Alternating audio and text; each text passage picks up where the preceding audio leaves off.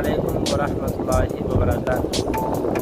آج ہم لوگ اس ویڈیو میں استاد اور استاد کے درمیان کا فرق سمجھیں گے کہ استاد کو ہم استاد کہہ سکتے ہیں یا نہیں، استاد کے کیا معنی ہوتے ہیں اور استاد کے کیا معنی ہوتے ہیں۔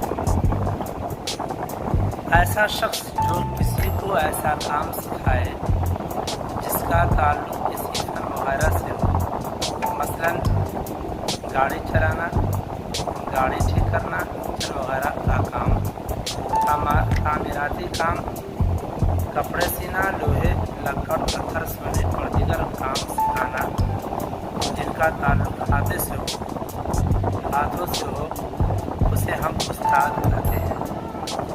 لفظ استاد جمع اساتید اور استادان ہے۔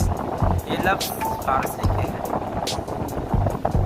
استاذ ایسا شخص جو کسی کو علم سکھائے، تعلیم دے اور علم کی یہ دولت اس کی زندگی میں ایسی تبدیلی لائے کہ دوسرے اس پر رشک کرے، تو ہم اسے استاذ کہتے ہیں۔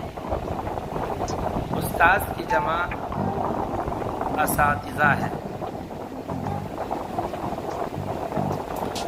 اہم بات اس کی یہ ہے کہ ہم استاذ کو استاد کہہ سکتے ہیں کیونکہ استاد کا مفہوم ہے سکھانے والا، جبکہ استاد کو استاد نہیں کہہ سکتے کیونکہ استاد کا مفہوم ہے کتابی علم سکھانے والا۔